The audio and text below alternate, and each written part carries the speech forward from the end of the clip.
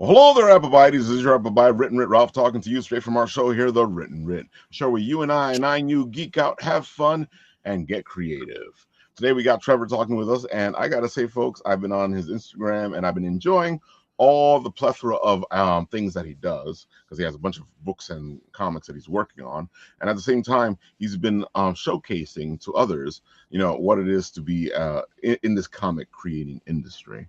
And I gotta say. Um, what started you off in that direction where you're like, let's talk to the people and tell them what's going on?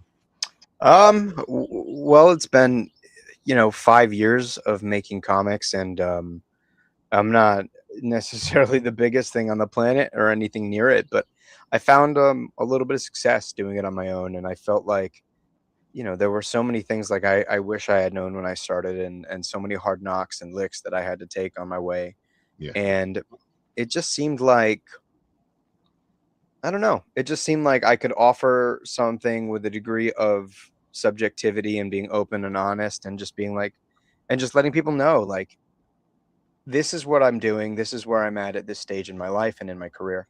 And take it or don't, But yeah, just maybe things I wish somebody had told me 5 years ago. And yeah, with the industry and what we do, especially indies, because it's a little bit more intense and it takes a lot of work. And I feel like a lot of people just have a lot of questions when it comes to being an indie creator. Hmm. I think it's important to like try to help them out. And I do, and I know you probably do as well. Get a lot of questions on the side in the DMs. Yeah, and I feel like addressing it like this is so much easier. Yeah, I mean, and people still that's the problem, right? Even with the answer right in front of them, people will still ask Oh, you to definitely. reiterate. Hmm. Um, to which I will sometimes very kindly ignore, and other times will try to answer depending on the severity of somebody's, I guess, willingness to pay attention. But yeah, I figure this is an easy way to transmit those things, and there is also a selfish gain from it, right? Like I'm establishing myself as somebody who knows how to write, Yes. therefore maybe you buy my books. If you feel like this advice clicks with you or you feel like it makes sense, you're going to see it put into work through the creative product that I'm making. So as much as I'd like to be looked at as an altruistic figure, I certainly do have something to gain by it as well. I have to say though, like as you're explaining things and people like you're saying, people look at it and go, "Oh, this makes sense." The thought process is automatically. So how does he put it into play? How does he make it happen in his books? Because then you want to see how what you're saying kind of works into what you're doing. Yeah, yeah, for sure. And that's important. And I feel like that comes across with what you're doing because I love looking at all the little videos you make and on explaining things. I like the anti-hero and the hero, and your explanations make total sense. And I feel like there's a lot of people out there that have issues with a lot of this stuff. Like, what really is an anti-hero? What's a hero? Yeah, I think a lot of it is a byproduct of overthinking, to be honest with you. Like, this is me looking to give people like terms and ways to create associations just so that they can start thinking of the language in a productive way. But ultimately, you say something and then there's some neckbeard on the internet who is just like, but, and it's like, okay, like nothing is Bible. These are all approximations of what a Yep. thing are because these things shift and change and evolve, right? So, um, yeah, I think it's if anything, I'm just trying to give people the language to think about these things for themselves. Unfortunately, anybody is going to take anything wildly literal, right, and act like, and people will probably act like it's Bible, but You get yeah, a lot of those. Yeah. yeah. But I think for me, it's just important so that people start thinking about these concepts and have the language to refer to them with, such that they can form their own thoughts and opinions and their own caveats. So you're saying you started taking this journey to be an indie creator. How did that begin for you?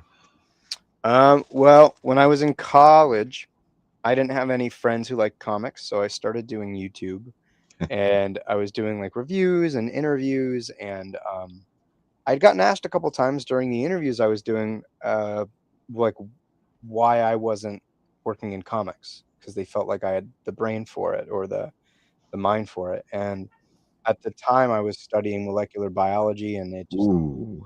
never seemed reasonable. But as the YouTube presence grew, was afforded some opportunities to go to like press panels at New York Comic Con, and at one such Marvel fanfare press panel, I had asked CB Cebulski and Chris Claremont a question that really seemed to have clicked with CB. So he approached me as we were leaving the panel and asked if I had ever thought about working in comics, and handed me his business card and let me know that they were hiring interns and assistant editors and all these entry level positions, and that he'd like for me to apply. So I did, and I interviewed in March of 2020, the week that hand sanitizer and toilet paper was selling out everywhere, and suddenly the opportunity was gone. A week later when we went on lockdown. So at that stage, I had just decided that I owed it to myself to try. I mean, of course, I cried about it for a couple months for sure. Like, I can't act like there was an immediate turnaround. I was pretty depressed, but Yeah, that's major. And it's something that you don't get offered like that. And you know this too. yeah, and so the big thing that I had just kind of come upon for myself was that I no longer wanted to ask for permission. So I did a lot of research, tried to study the craft, tried to study sort of all of as much as I could from craft's tangent, to creating comics as well, just to sort of inform my approach. And then, yeah, I 2021 came out with my first comic, and I haven't looked back. So I got to say, like, I know we were discussing it in the green room, and it's something that I've noticed, especially over my years of collecting all the bits and pieces on how to become a comic book writer. I find that it's lacking in that area where everything seems to lean more towards the art and doing storytelling through the art, or if you're an artist writer type of thing, than it is if you're just a plain writer. Why do you think that is, personally? I think a big part of it was that a lot of these people who had the knowledge to share were conditioned into thinking that it wasn't valuable. Mm. The way that comics were looked upon socially for a long time were as if it were media for children and barely literate soldiers, and a lot of that carried over. And I just think there were people that had input and advice to share, but they didn't think it worthwhile. And it's a really niche business too, so it's not It like is. you have hundreds of thousands of professional comic book creators over the years. Like, we might have, maybe we've had 10,000 professional comic book creators in the lifetime of the industry. Like, it's a small business, Yeah. and there's not a lot of money in it. So Oh, definitely. I think between that and the sort of social consideration of comics up until 10 years ago, even, Yeah. um, that just, it makes an unfortunate amount of sense as to why there's no real like academic or scholarly material around learning the craft, with the exception of like Scott McCloud, and a couple of other writers like Bendis and Alan Moore having their own little stints on writing Exactly. comics Hmm. in that sort of formal setting. But yeah, it's unfortunate. But I also think that means there's a huge avenue for it. I agree. And like we were saying, as like I was telling you as well, I've been realizing that recently, like you're just saying, you're beginning to see people step up and go, okay, check me out over here. Like Alan Moore has his masterpiece class, I think it is now. Yeah, the Yeah, BBC Maestro thing. exactly. Yeah. Yeah, that was And- so sick. I was so surprised that he came out of his cabin in the yeah. mountains to get on camera for that. I mean, very pleasantly surprised. Yeah, he's amazing, and it always bugs me out because a lot of people take what he's done and they look at it as the groundwork or the blueprints for everything. When half the time he's just been making fun of the industry itself. Yeah, that, and I mean, he was brilliant. Oh, he is definitely. He really processed the industry and its history um, in a really different way than it had been prior, and he was really articulate and thoughtful in finding ways to deliver and reshape that information Yep, and criticize it in many ways. And it needed to be criticized. I agree. Um, I mean, we live in a world where, the guy who actually did all the things that we associate with Batman died broke, alone, and in the closet in the Bronx, and didn't get officially credited on most works until 2016. So Yeah, that's what 80-ish years after the creation of a character that went on to make billions of dollars. So, it's yeah, necessary very much. completely. And I love his voice and how he talks about the whole thing. Because it is a different voice from what you're hearing from everybody else. For sure. Yeah. Yeah. A little angrier, but Well, you're in the industry as long as he has been. He's probably start to get angry at yeah. everything. I mean, yeah, he and many others have a right to be bitter, that's for sure. I completely agree, especially with some of the deals that they've gotten, or some of the stuff that's been taken away from them. Yeah. Oh, I mean, it's built on the backs of, people creating hundreds of millions of dollars in intellectual property and dying impoverished or having to open a GoFundMe just to pay their medical bills, or Yeah. when they go to cons and they have to charge $25-$30 for a signature and exploit, they end up having to pass on that exploitation to the fans, which I don't agree with, but I unfortunately understand it. Yeah, I get it, and that's why I also get what you're doing, because it's, especially these days, because it's a little easier to do it. Because in the '90s, going indie was a whole truckload of problems, but more recently, it's become more manageable. I'm not gonna say it's easy. I, I think it's different. Like, Mhm. you had less tools available to you in the 90s, but if you Yeah, did it, you were much you took up a much bigger stake in the quote unquote market. yeah, Nowadays, because everybody and their mom can do it, you really have to cut through the fat. So, oh, definitely, although the act of creation in and of itself is easier, I think it is much harder to create something that is remotely sustainable, because there's so much more competition for the entertainment dollar in general. But even in comics, where now you have a lot of people who just find comics as easily constructible media, whether they know anything about it or not, and suddenly they're taking up pages and pages and pages on search. So yeah, it's I think it just presents a different kind of problem. completely agree. Especially the more we do our show here, and the more people we talk who are doing their Kickstarters, you kind of see uh all this beautiful, great stuff, but it kind of fights each other to be seen.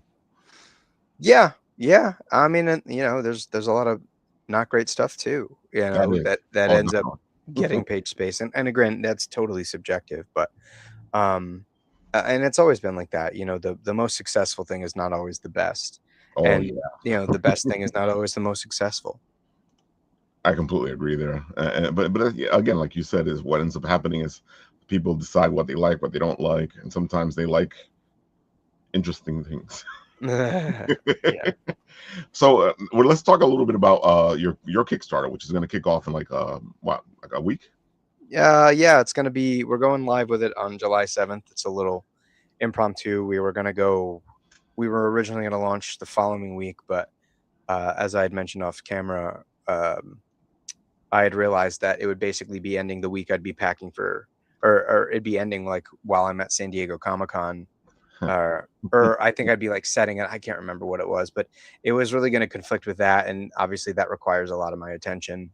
Doing a cross-country flight with thousands of dollars in inventory and setup, so I just decided to rip the band-aid off. I feel like Rise has a pretty reliable audience, so it might take a little bit of extra elbow grease, but they'll come through. Yeah, I see you're issue 5, so I feel like you've been doing this for a bit. Yeah. And luckily, people really seem to be responding to the series. It's a different approach. It's loving to the genre, of course. Like, it's the thing that gets most of us into reading comics to begin with. But Yeah, I mean, it says it on the screen. Like, this isn't a story about saving the world. It's about surviving the performance. This is for a generation of reader who loves the iconography of the superhero, but is skeptical of what it once represented and wants it to feel truer and more honest to a contemporary experience. And right. so that's what we're doing. We're using the genre as a lens to explore the perils of the male ego and the performative nature of masculinity through the image of a quote unquote Superman. Um, yeah. And the art on this is fantastic. I've been going through this stuff and checking it out, and it really feels super heroic. Thanks, man. Yeah, Ryan Best is you know, uh undervalued in our industry for sure, and that was one of the things I noticed right off the bat when I started working with him. He has had some small opportunities at known independent publishers, and not only did they not really use him to the best of his abilities, but I feel like they took advantage of him. So I just saw the opportunity to, you know, create a fulfilling, creative, collaborative relationship. And, now he and I have been really close friends, and both of us, I think, have been elevating time after time to create the work of our career with every step we take. So, yeah, I appreciate that. And I totally agree. I think he's fantastic. And I look forward to more people discovering his work. I like that you're mentioning this because one of the things we talk about here on the show is the fact that the relationship between you and your team is an important relationship. Because I Mhm. find that I run into a lot of people who, when they're thinking about creating their books, don't really think about that aspect of things. They go, "I just need an artist," and they'll pick the first artist they see, when they should be figuring out if this artist works for their project and can I work with this person. Yeah, I've actually been doing a lot of panels at conventions recently talking about the collaborative osmosis of a creative team in comics. And one of the things that I've been saying is like, yes, their talent is really important, but their work ethic and personality are huge. And you can't necessarily expect to become, best friends. Like I feel like early on I kind of thought that, that every creative team you're going to become pals with who you're working with, but at bare minimum there needs to be some affinity Yeah, in yeah. order to make that work. So, I am fortunate. Like I said, Ryan and I are very tight. Like we've met each other's mothers and families, and so on and so Ooh. forth.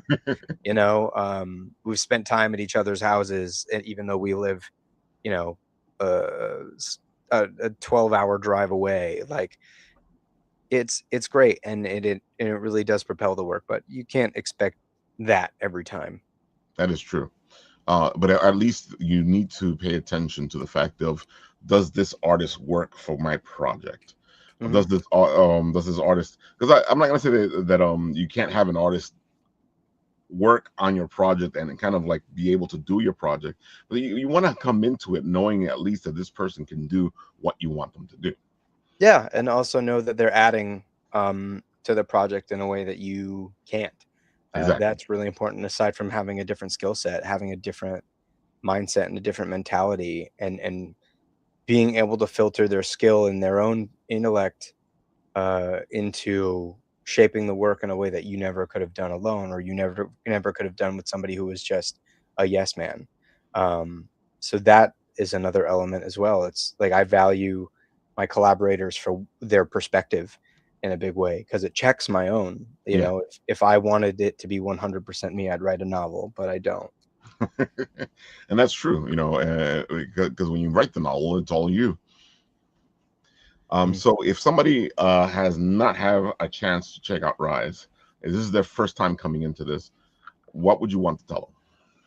I mean, I had mentioned it earlier. This is a really gripping look at the person underneath the cape, and it's about the corrosive burden of responsibility. It is me asking what makes a man worthy of love from himself, from the people around him, but um, also kind of exploring the nature of the male ego, and sort of this idea of being prescribed a way of life, and bucking against those things, and knowing that like you ultimately have to be true to yourself in order to be the best version of you, right?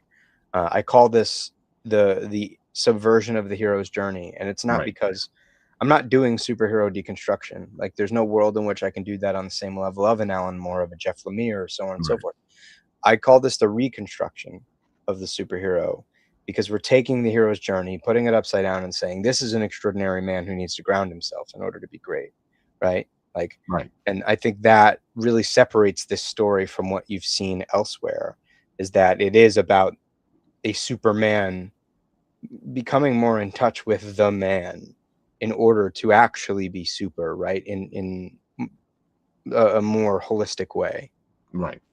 And I gotta say, as I've been diving into Rise, and it really comes across to me. It doesn't come to, like you were saying, it doesn't come to me as a deconstruction of hero.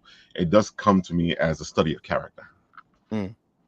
You know, Yeah, so I think you're doing the right thing. I can see it. I appreciate that. And we're still doing big superhero stuff. Like the first Yeah. issue has a 3-page spread fold out in it, with of him stopping or trying to stop a burning building from collapsing. Like that stuff's all there. It's just all predicated on the character's internal narrative and sort Yep. of emotionally where he's at, and I try to make them representative of that journey that we're setting him on.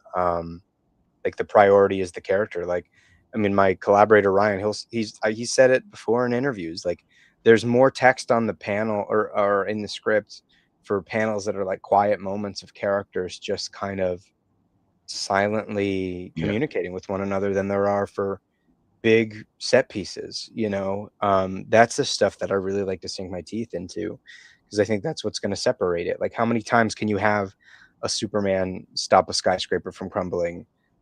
Not very many, but what the sort of emotional and psychological context leading up to it and resulting from it, those are the things that you can really play with and make them your own. And so that's kind of been my approach for the series so far. And like I said, when I was checking out the stuff, it feels very super heroic. That's why I can see exactly what you're saying. You're not shying away from the superhero stuff, but at the same time, like I was saying, this is the study of the character himself, of who the person is, um, and how he needs to get out of his own way in a lot of ways. No, big time, big time. Yeah, John is. I mean, I kind of said it in the marketing for issue 5. Like 5 is him really coming head to head with the prison he's built for himself, and that's what makes it most difficult. Is you know it's something that um it is tailored to him by him, and yeah, that's just a lot of what we're doing. He can't punch his way out of the problem. So you also you have a couple other books that you work on as well. How Yeah. how are those different from this? Oh, I mean, they're all vastly different. I've never stayed in one Yeah, I genre. saw that. um they're all vastly different. I mean, I got my career started in sci-fi, with a thriller about a half extraterrestrial boy who's driven to uncover the circumstances surrounding his father's murder, and it sends him spiraling into the jaw of this Cold War genetics conspiracy deep beneath Area 51. And if he's to make his way out alive, he's kind of forced to reckon with what really makes us human. So that was my first. It was a 6-issue series that I started my career with, and it was just me coming to grips with my identity crisis and the ways in which, like, we do right by the memory of people, and sort of how that consolidates our understanding of ourselves. And then did a collection of short stories with 4 different genres, 4 different artists. None of them were anything like what I had done before.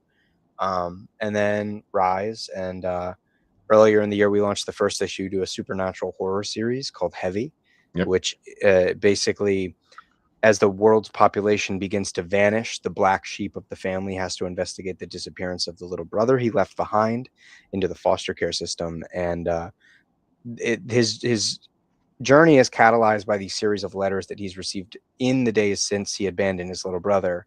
And he gets to know the little boy he left behind in the process of the investigation, and therefore feels the pull of whatever this thing is that's causing people to vanish. And it's about it kind of really it boils down to this story about the burden of guilt and that relentless descent into shame, and why the best of us seem so buried by it while the worst run around heedless. Yeah. It was me exercising my Catholic guilt. So yeah, just I mean, I think the through line for all my stories is that they're all very emotional. They're very character driven, and for me, it's theme and emotional resonance first, and I retrofit characters and plot and the setting in order to do right by those things. It looks to me like you go across boundaries here, and you do a horror, you do superhero, you do a bunch of different things. How is it that you come across how you want to work on what you want to work on? I mean, yeah, it just kind of points back to what I had mentioned just now, is that for me, it's about theme. And Mhm. I think about the best ways to dissect the theme, or the thing that I'm wrestling with. And at that point, genre becomes a tool, and I begin to explore and deep dive into things I don't like in the genre, things I don't like, and how I feel like those tools can be replicated and sometimes reappropriated and shifted and kind of altered in order to suit this idea. So for me, like, I think people overthink genre in a big way, I agree. and of course you have to do right by it. Completely agree. I think that's what's been happening is that, if people look at genre and they just see a certain definition of genre. I have a feeling I've lost you for a second. Yes, I have. Folks, this guy does amazing work. You have to check it out. You got to, of course, go on the Kickstarter. I put it there in the comment sections so that you guys can go check it out yourselves. This looks amazing. It looks very superhero, and I love the art of it. And from what he's shared with me, I am loving the story that I've seen so far. So you might want to go check that out. Of course, until he comes back. Let's see. Maybe I'll pick one of his. Wait, does he use music on them? Because if he does use music on them, no, I'm trying not to get a strike here. All right, let's see what we got over here. Hot take on dumb characters. Here we go. Dumb characters actually sell. The moment you realize that your readers don't want to watch a flawless god win everything, your stories have the chance to get super addictive. A good character creates problems, and in the process is going to reveal who they are. And most importantly, between me and you, it's going to make every victory feel earned. Here's how you're going to write a dumb character in 3 steps. Step number 1, don't make them too dumb, please. Give them normal, intuitive limits, fears, and blind spots that are going to cause mistakes. Number 2, give them relationships. You want to build these relationships up first to make sure that they're relatable and or satisfying. And then you're going to let this character's bad decisions ruin them. This could be a friendship, a love life, even a familial relationship. Step number 3, give them goals. You need to make them want something so deeply and then let their flaws completely sabotage those desires. Remember, everything has a cost, especially in good stories. If you want to see how I use these exact principles to write John, then do us both a solid. Make sure you're following me for more stuff like this, and comment super for a free preview of Rise issue number 1. Hot take, dumb characters. I gotta say, I love, like I said, I love his videos. Okay, I thought I had him. Oh, there he goes. I was gonna say, I thought I had him back. I think, yeah, I don't know what happened. I think my Wi-Fi just like shat out real quick. It might have been. Don't worry about it. It's the heat for me because I keep getting sputters over here on my Wi-Fi. Yeah, probably. I don't know where that got cut off, but to summarize it, I think people overthink genre. I think genre is a tool in order to accomplish whatever you want to say about your story. Yeah. And it's really important to do the research and understand the genre, but I think a lot of people overthink it. I agree. What I was saying when I lost you was that I agree on the genre thing. I feel like people, when they hear a genre, they put it in this bubble, and they don't want to think about it in any other way but what they think the definition of the genre is. Yeah, for sure. So that's I think what makes it so malleable. Like I just try to assess. What I think the genre can do to accomplish the narrative and to really take a bite into whatever theme I'm trying to wrestle with. I did see, and I like talking about this topic as well. I know I can see that you're doing the whole thing with your character where you're not making him the usual hero and you're diving into his character. I saw that you did the whole anti-hero hero type of thing. I find that the industry itself is all gone towards the anti-hero. You barely ever see the hero anymore. The altruistic type hero, the good guy. And I know a lot of people like to say it's so much easier to write the good guy. It's too, I'm like, and I'm always like, no, I feel like writing a really good guy, a character that works, one that works because you explain why he's good and why he does what he does. It's so much more harder than people like let on. Yeah, I mean, I think listen, both iterations of hero and anti-hero have been poorly executed. Like people use anti-hero as an excuse to be grim dark and edgy, and other people use the hero as an excuse to have a flat, unproblematic character. And I feel like my approach with John in Rise is like, no, he is problematic. Like, he's doing his best, but his best isn't always right. And Right. it's, the story would be incredibly unfulfilling if he had all the answers and did everything for the right reasons, right? Like, at what point would I even have a story arc? So, yeah, I just think, I mean, both of them are equally important archetypes I agree. for a character.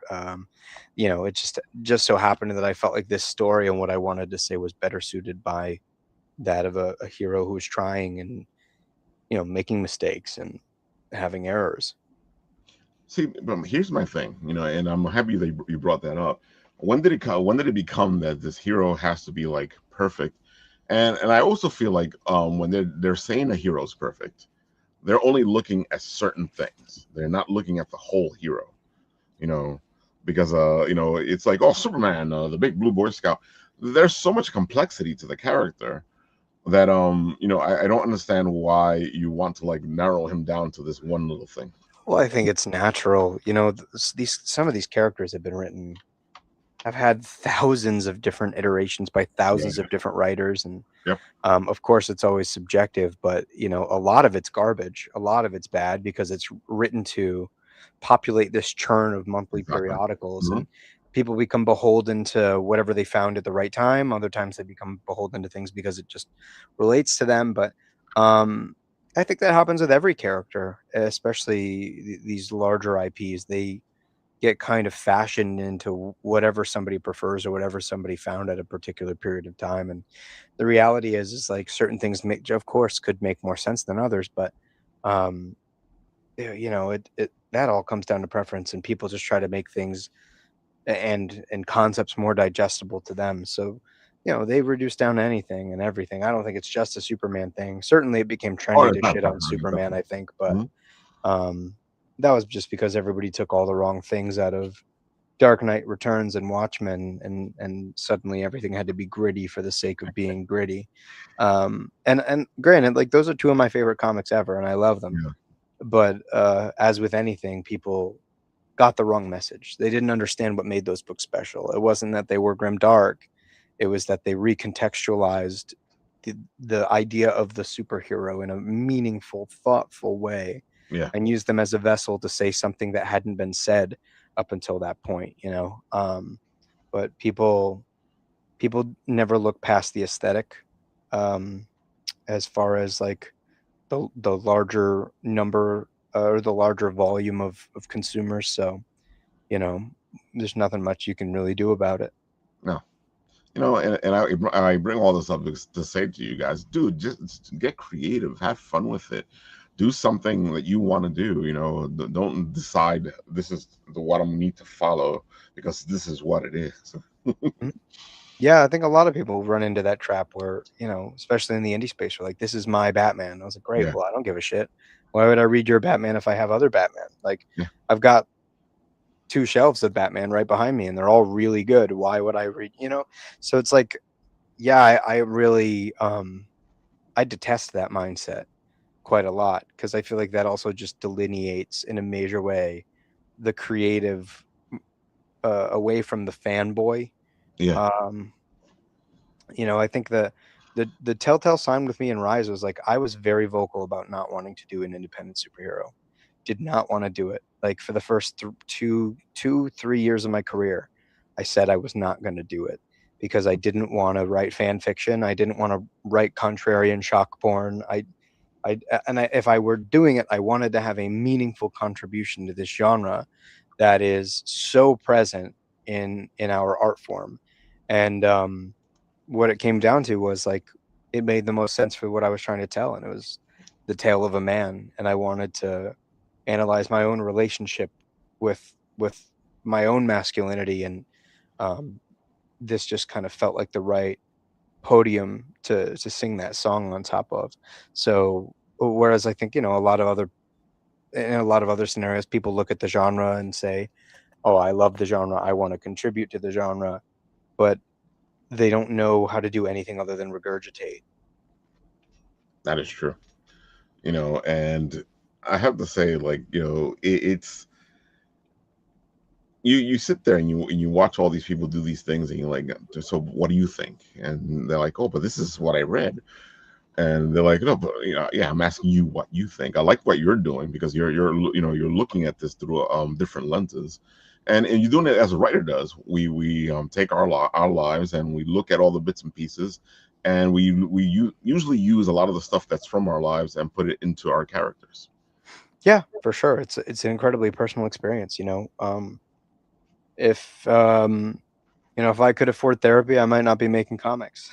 Like it's every book I've ever worked on is me wrestling with a question and doing it through the story and through the characters as a mouthpiece.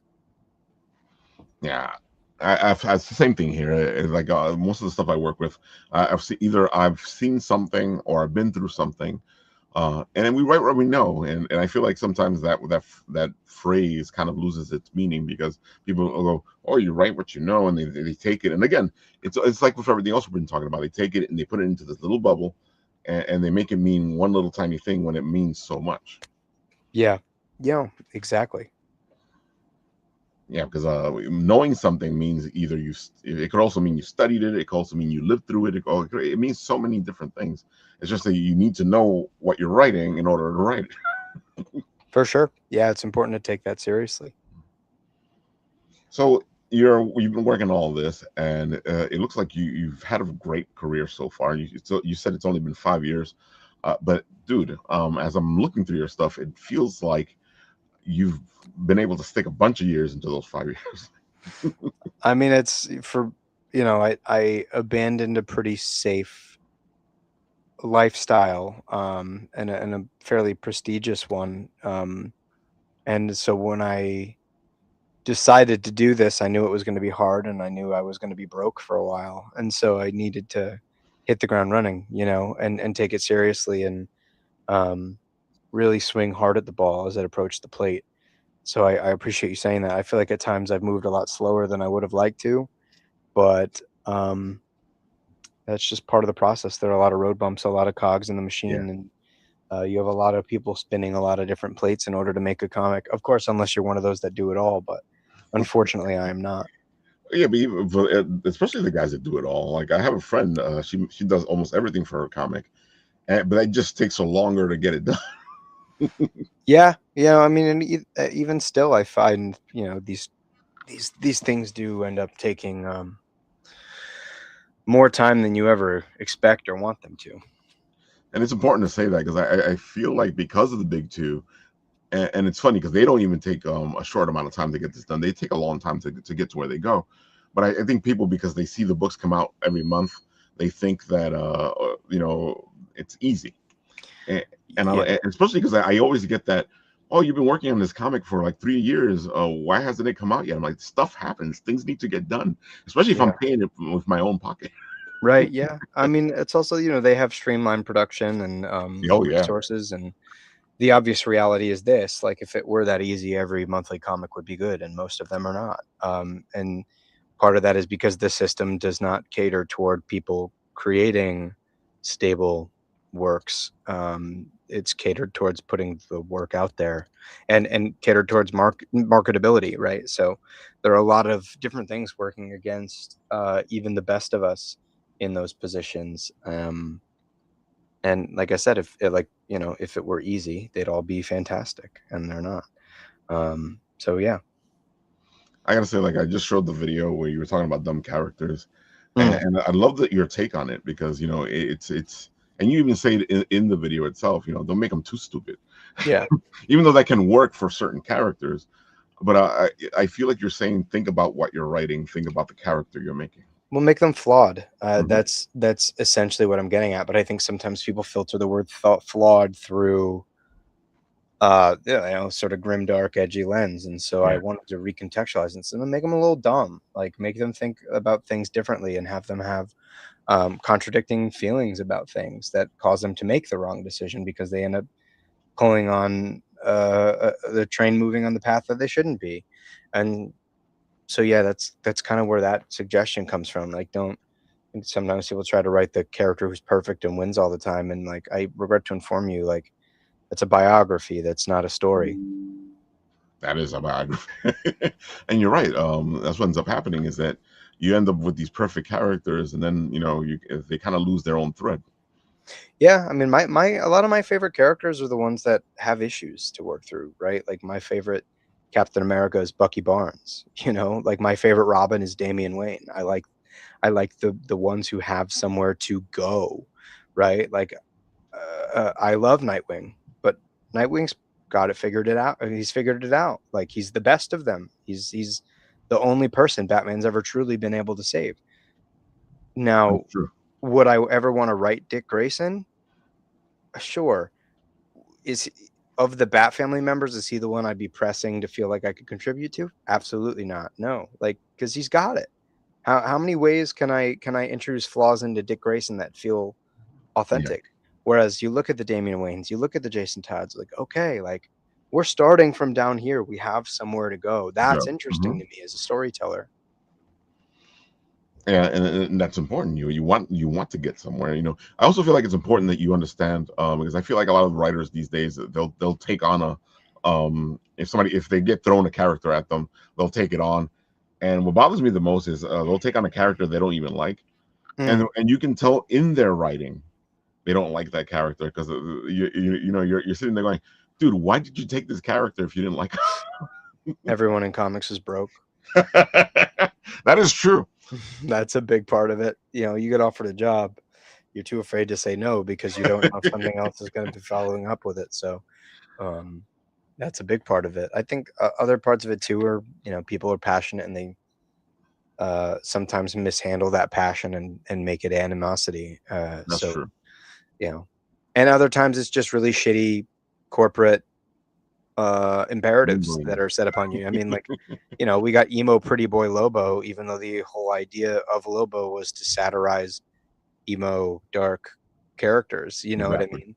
So it's just like these companies, they're not the company structure in and of themselves. They're executives trying to sell merchandise. They don't know anything about telling stories, and so sometimes you end up in those poor situations where you have somebody who not only doesn't know how to write them, but they're they're they're working antithetical to what that character represents.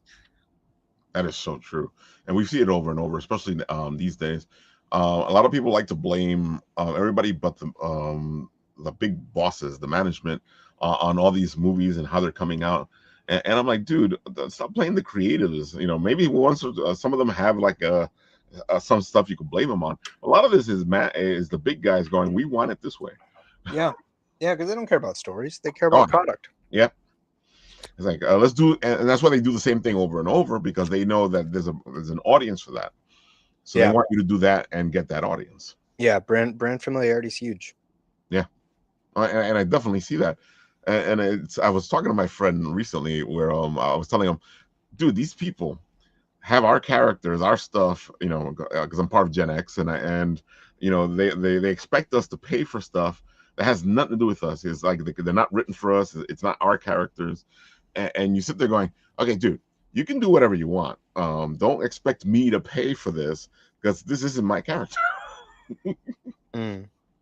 Yeah, I also, I mean, I kind of, that's the thing. Like for the most part, when it comes to mainstream characters, I actually don't give a shit like about the idea or the shape of the character. I have characters I prefer because great stories have been told with them, Exactly. and that's left the impression. I think people get very weird about and very granular about what a character can be, and it's just like, well, either do you want to get a monthly book with this character in it or not, because that Exactly. requires change and that Hmm. requires shifting and that requires things to be a little bit more progressive. If you just want people to be big and tight and muscular, go reread your shit from the 90s. You know what I mean? Like it still exists, it'll never stop existing, but unfortunately the 90s were, you know uh 27 years ago. And it's funny that you say that because even especially in the '90s, there was a lot of people having a lot of issues with half the stuff coming out, which they look at it now fondly. Oh yeah. Everything's everything behind you is seen through rose-colored glasses for sure. I've always been the kind of person like you. If it's a good story, then I'm going to like it. If it's a Yeah, bad story, then I'm not going to like it. that's the thing that I Mhm. like. I really abandoned the whole like read a character's entire run or collect a character's entire run. Long time ago. Like when I was in like late high school, early college, like would have been early college. Because I was just like, why would I do that? Why would I be loyal to the idea of this character and not be loyal to like the creative voices that connect with me? Like apropos of like you look at the Absolute books right now, like Absolute Martian Manhunter is fantastic. Do Yeah. most people give a shit about John Jones? No, or they didn't until that story. Hmm. He hadn't been given like a decent solo run In a long time. in maybe ever. Yeah. Like the thing that people point to the most is the Grant Morrison Justice League stuff. So it's like, you know, I am so much more a proponent of like who's on the book, like who's doing something interesting. I'll read anything about Yeah. any character. I don't care. Like to me, it's what is being said, what is being done, and how are they going about those things, not so much as like the vessel, right? That they're going about it with. I agree, and that's always been the thing for me. And it's the same argument that I'm saying because they'll tell me something, and I'm like, look, dude, I didn't like the story in that book. I didn't buy it. Hmm. So then don't make me buy it because you did whatever you did. I just didn't like the story. Yeah, yeah. I feel like that self-assessment is really important in the market, and unfortunately, people do become more loyal to intellectual properties than the Oh, actual definitely. stories, which sucks. And these are the same people who complain about Amazing Spider-Man not being good for however many years, right? It's like, well, you're still buying it. Like, you don't get a say. Like you like use that money, put it towards something else, and come Yeah. back to it when you feel like you're ready to give it another chance. But like, you don't get to complain while you're still contributing to the problem. It's so funny because I'll talk to these guys who are like big Marvel DC fans, and I'm like, dude, I cover a lot of indie books that have great stories that are actually what you're looking for, and it's almost like they hear me talking, they don't understand what I'm saying. No, they also just don't. Those types of people are just so accustomed to doing what they're doing that any directional shift feels like way too much effort. All right, so one more time, why don't you tell the people where they can find you and all the good stuff, so they can go looking for you. Yeah, you can track me down on Instagram at Pocket Watch Press, hoping to hit 30,000 followers on there by the end of the month, which seems very achievable. Nice. Um, and we're going to be on Kickstarter next Tuesday with Rise issue number 5, which is our penultimate chapter of the series. Um, we're really delivering a lot of emotional stakes in this one, but also value. You're getting I feel like on Kickstarter, people will charge you $20 just to look at the screen, and we're giving you a $15 40-page comic every time. Actually, issue 5 is going to be like 50 pages. Ooh. So you're getting a lot of value, quality paper stock, card stock, and issues 1 and 6, albeit not out yet, will both have a fold-out triple-page spread. So Oh, I um, love it. we're really giving you like a quality, tangible product to enjoy as much as we are prioritizing the storytelling and the art. But we've got some really amazing covers to announce. We just revealed the Kane and White variant cover on Instagram, and because we've hit 150,000, or excuse me, 150 pre-launch followers, we're going to be revealing a cover by Francesco Tomaselli, who's Ooh. really well known for doing variant covers for Green Lantern and Action Comics and Spawn. So that'll be something to look forward to. But after that, we're going to reveal our wraparound cover for issue 5. It's become a staple that every issue I let Ryan work in a totally different style and do a wraparound variant cover. Love it. And issue 5 is just absolutely stunning.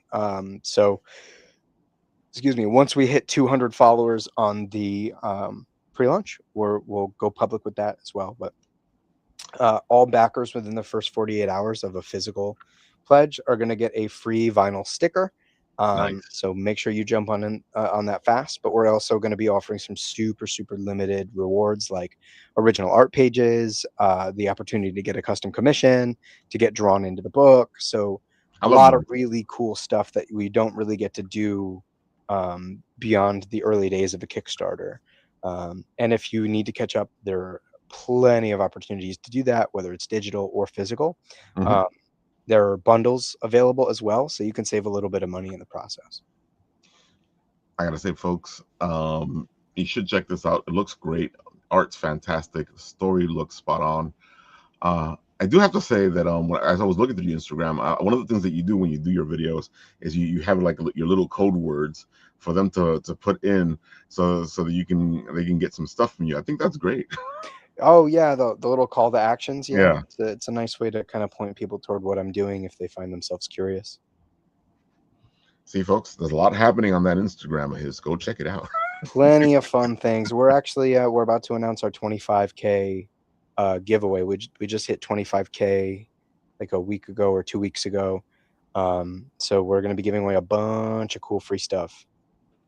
Oh wow, you hit 25K. You're already at 27. Whew. Yeah. So my hope is that we can hit 30K by the end of the month. Ah, that'd be beautiful. That way you do some special stuff from San Diego Comic Con. Yeah. Well, my plan right now is to have if you come up and grab some stuff at the table at San Diego, we're gonna have some free art prints in honor of the show, and trying to get some custom tote bags made because everybody's always asking if I have bags. Um, Well, the so amount of books you have, you should have bags. yeah, I know it's tough. You know, you fly, you got to be really cognizant about the weight of your Oh, luggage. definitely. So baggage or extra bags become pretty tertiary considerations when all is said and done. So, do you carry everything with you, or do you send some of the stuff ahead of you? Some shows, if they're like really massive, I'll send a little bit. Okay. But I will always have, like 170 pounds worth of bullshit with me at any given time at a show. Yeah, shows like San Diego. I think I'm also fortunate too. Like I've been doing shows for a little while that I've built a bit of a network. So in places like California Oh, or in like London or in Canada, I've got like little safe houses that where friends have like let me keep extra stock with them, so I don't have to bring as much old stuff when I come back. So that's been really nice. that's pretty good. And folks, that's the way you do the cons. You figure out where you're going to be, what's going on, and if you have a friend nearby, okay, hey pal, can I keep a couple things with you? Well, also, or you make friends along the way. Like I That's didn't true. know any of these people until I started doing these things, and I've gotten to the point now where I can reliably leave inventory that doesn't move at a show, so I don't have to Yeah, worry about bringing it back. And I which is offer to do the important. Yeah, same. and completely important. And folks, we love cons here, and it's an amazing experience. Always check out and see if you can do them. Make sure you hit the local shows first to build yourself up. It's really important. Yeah. I mean, it's a lot of work, and they can be really exhausting, but it's great in terms of building your chops and your ability to talk about the work in a way that appeals to people other than yourself, and you make some really great relationships along the way. Some of the people I talk to the most now are people that I met at conventions. I met my collaborator on Rise at a convention, so you never know where those relationships will take you. And sometimes they become silently beneficial as well. You just never know who's in a room to talk positively about you That's true. to the right resource. So yeah, go to a show, get out there, meet some people, some fans, some create fans and friends, and um, yeah, I totally think it's worthwhile doing. Just have realistic expectations because they're tough. I would say one of the things I always say is make sure you hit the show ahead of time if you can, so you can see if the show works for you, if it's compatible to you, or at least to get an idea of what the show's like. Yeah, I mean, in an ideal world, yeah, I think time can be of the essence too. Like, That's you what I know, say if you can.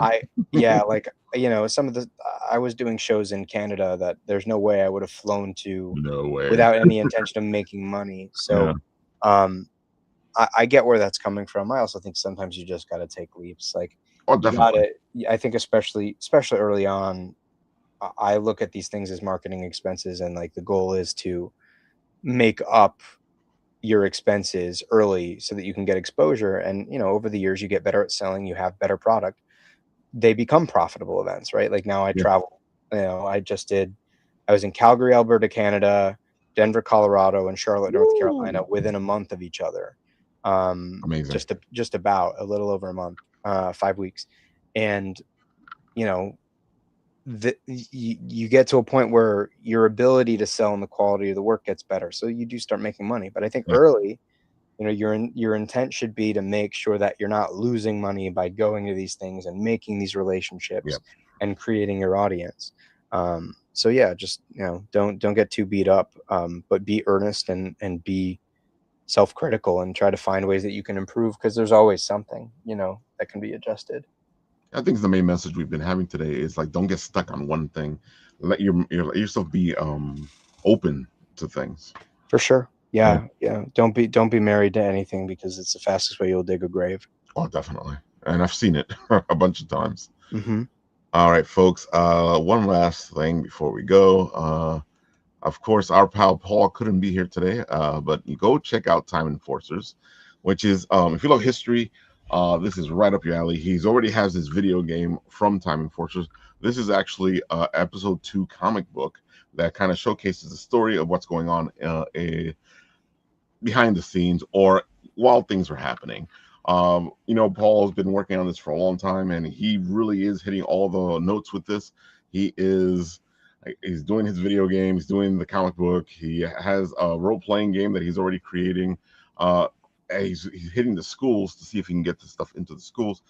Help him out. He needs a team. He's doing some good work, folks. And I got to tell you, I really love all the stuff that he's doing. And check it out, you know, especially if you like yourself some history.